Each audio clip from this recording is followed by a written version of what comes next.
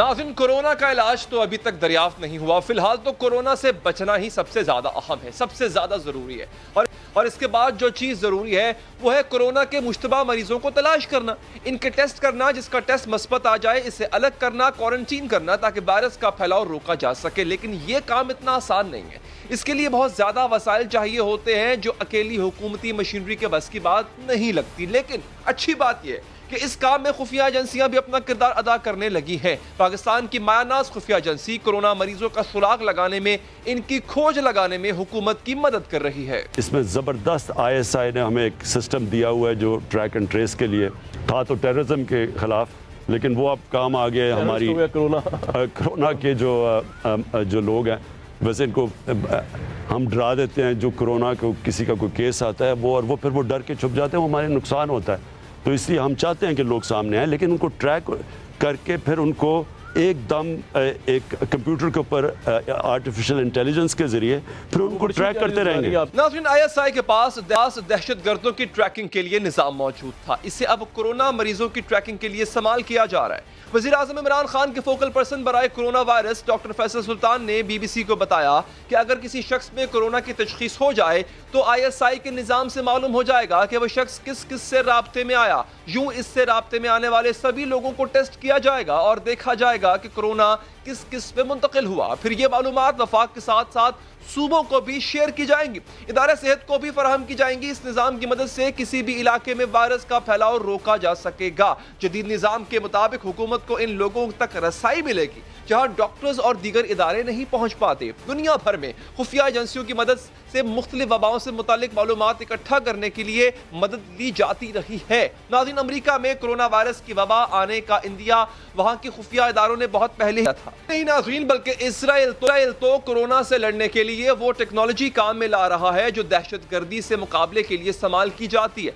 Corona के मरीजों को इनके मोबाइल फोन्स के जरिए ट्रैक किया जा रहा है। इसराइल ट्रैकिंग टेक्नोलॉजी को लोगों की आगाही के लिए इस्तेमाल कर रहा है। इससे कोरोना के तमाम मरीजों का डाटा इकट्ठा कर लिया है। अब अगर कोई सेहतमंद शख्स गलती से भी कोरोना के मरीज से राब्ते में आता है तो टेक्नोलॉजी की मदद से इसराइली हुक्काम को इसका इल्म हो जाता है और वो SMS भेजकर आगाह भी कर देते हैं। इसका फायदा क्या है? फायदा ये है कि किसी शख्स में कोरोना का टेस्ट पॉजिटिव आ जाता है तो हुकूमत के इल्म में होता है कि वो शख्स कहां गया था। यूं एक अलर्ट जारी कर दिया जाता है कि फुला वक्त पर फुला जगह पर जो भी मौजूद था वो भाई अपने आप में टेस्ट करें कि कोई शख्स अनजाने में किसी कोरोना के मरीज से राब्ते में आ जाता है और वो हुकूमत का जारी करदा अलर्ट भी नहीं पढ़ पाता, तो इसका भी एक हल है। चीनी हुकूमत ने हर शख्स की ट्रैवल हिस्ट्री मुरतब कर रखी है। इसे अपना शनाख्ती कार्ड नंबर एक मोबाइल एप्लीकेशन में डालना है। वो एप्लीकेशन आपकी ट्रैवल हिस्ट्री देखकर बता देगी कि आप किसी कोरोना मरीज से राब्ते में आए या नहीं। पाकिस्तान में कोरोना के हवाले से सबसे ज्यादा जरूरत है की और इसी में सबसे ज्यादा कोताही भी सामने आ रही है। लेकिन अब इस पेशरफ्त के बाद उम्मीद है कि ज्यादा से ज्यादा टेस्टिंग की जा सकेगी ताकि मुल्क में कोरोना का हर मुश्तबा शख्स इसकी जांच से गुजर सके। बात करेंगे कि किस तरह से एजेंसियां ट्रैक कर सकती हैं, सुराग लगा सकती हैं कोविड-19 पेशेंट्स का। हमारे साथ मौजूद हैं जनरल रिटायर्ड अमजद शुएब साहब। जनरल साहब, शुक्रिया। सर, एजेंसी बिलखुसूस जैसे कि प्राइम मिनिस्टर साहब ने कहा था ISI किस तरीके से पता कर पाएगी कि कोरोना पेशेंट कहां मौजूद है, वो किस किस से राब्ते में आया, वो निजाम क्या होगा? सर, बिस्मिल्लाहिर्रहमानिर्रहीम। देखिए, बुनियादी चीज तो ये है कि आप जगह आइडेंटिफाई कर लें और एक दफा जब आइडेंटिफाई हो जाए कि यहाँ पे कोई कोरोना का पेशेंट है तो फिर आप उसका थोड़ा बहुत अंदाजा कर सकते हैं कि ये इसका मिलने मिलाने का सर्कल क्या है और उसके मुताबिक आप फिर उस जगह को आइसोलेट कर देते हैं। ये जो स्मार्ट लॉकडाउन की बात हुई, ये बहुत सारी डिपेंडेंट है इसी पे कि आप कोई जगह आइडेंटिफाई करें, क्योंकि आम हालात में इतनी बड़ी आबादी में आपको पता नहीं चलेगा, क्योंकि बहुत सारे पेशेंट ऐसे हैं जिनको सिम्टम्स डेवलप नहीं हुए होते अभी और वो कैरियर हैं, उनको वो वायरस को कैरी करके फिर रहे हैं और ट्रांसमिट भी कर रहे हैं। लिहाजा इसके लिए जो इंटेलिजेंस का नेटवर्क है उसमें 2-3 तरह की चीजें हैं। एक तो ये कि ह्यूमन इंटेलिजेंस है वो कि हम फैला देते हैं मुख्तलिफ इलाकों में, उससे अंदाजा होता है।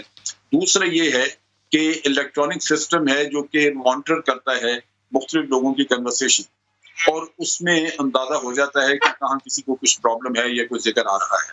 और तीसरा इसके अलावा जो सिस्टम है वो है लोगों की मूवमेंट का, हॉस्पिटल से इंफॉर्मेशन का कलेक्शन का, कि उसमें लोग जो हैं वो क्या आके क्या बताया किसी ने, किधर गए। सो नेचुरली बेसिक चीज है इंफॉर्मेशन कलेक्शन। वो आपके तमाम 2-3 सिस्टम जो हैं वो उनसे आप कोलेक्ट करना शुरू कर देते हैं और हुकूमत को एक रहनुमाई मिल जाती है कि फला जगह पे आपको एक्शन करना है। लिहाजा उससे आपके डॉक्टर लेबोरेटरी वो भी एक्शन आ जाती है। सर, आपने जो तरीकाकार जो मैकेनिज्म बताया सर, उसमें लोगों की कन्वर्सेशन तक को मॉनिटर करना है, जिसमें डेफिनेटली उनकी फोन कन्वर्सेशंस भी आ जाएंगी, उसको भी मॉनिटर किया जा रहा होगा, डे टू डे कन्वर्सेशंस भी शायद उसमें आ जाए, इंटरनेट के थ्रू कन्वर्सेशन आ जाए। लेकिन सर, आपको नहीं लगता कि ये वो ऐसी चीज है जो कि एक गवर्नमेंट अपने रिसोर्सेज के साथ करती, because ISI talking about the national security agency of the country, जिसको खतरात को जांचना होता है, हमारे मुल्क की सिक्योरिटी को दरपेश खतरात को देखना होता है, वो अपने सारे रिसोर्सेज अगर इधर डाल देंगे तो फिर काफी चीजें हैं जो कॉम्प्रोमाइज हो सकती हैं। नहीं, इस तरह नहीं होता।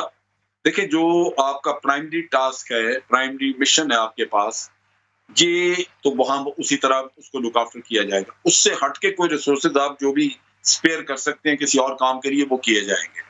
इसी तरह आर्मी का देख लीजिए कि अभी हम कोरोना के मामले में सिविल एडमिनिस्ट्रेशन की मदद कर रहे हैं आर्टिकल 245 के तहत काफी बड़े पैमाने पे, लेकिन this is not at the cost of your operational responsibility, जो कि LOC पे है या वेस्टर्न बॉर्डर्स पे है। सो ये एक ऐसा अमल है जहां आप प्राइमरी मिशन अपना जो है उसको कभी भी कंप्रोमाइज नहीं करते। लिहाजा ये कहना कि आप सारे रिसोर्स उठा के उधर लगा देंगे, ये मेरा ख्याल एक मिसकंसेप्शन है, ऐसे होता नहीं। तो दीगर ममालिक में भी सर ऐसी मिसालें मौजूद हैं जहां पे जो सीक्रेट एजेंसीज हो उनकी मदद ली गई हो कोविड के हवाले से, इस पेंडेमिक से जूझने के लिए? देखिए, दूसरे मुल्कों में ये है कि उनके सिविल रिसोर्सेज जो हैं वो बहुत ज्यादा है हमसे, और यहाँ पे हम अपने सिविल रिसोर्सेज भी इस्तेमाल कर रहे हैं IB वगैरह के, लेकिन उसके बावजूद वो इतने काफी नहीं है कि आप अकेले तौर पे उसको काम चला सकें। लिहाजा एक ऐसी पेंडेमिक जो कि पूरे मुल्क में कहीं ना कहीं मौजूद है, तो आपको हर तरह के रिसोर्सेज इस्तेमाल करने पड़ रहे हैं। दूसरी तरफ यह है कि चूंकि ISI भी अपने सारे रिसोर्सेज नहीं दे रही, तो मुख्तलिफ डिपार्टमेंट के थोड़े बहुत रिसोर्सेज जो कि स्पेयर कर सकता है वो पूल किए गए हैं। उससे आप पूरे कोशिश करेंगे जितना भी इलाका आप कवर कर सकते हैं करें। इससे हरगिज ये मतलब नहीं है कि सिर्फ ISI ये काम करके दे रही है और दूसरे अदारे आपके नहीं करके दे रहे, ये गलत है। आपकी पुलिस भी, उसके भी जो लोग हैं वो भी करके दे रहे हैं, उसके साथ साथ IB भी कर रही है, और ISI ने अपने रिसोर्सेज जो है वो भी ऑफर किए हैं जो वो स्पेयर कर सकते हैं। तो लिहाजा ये कलेक्टिव एफर्ट है, इसको इन आइसोलेशन नहीं देखना।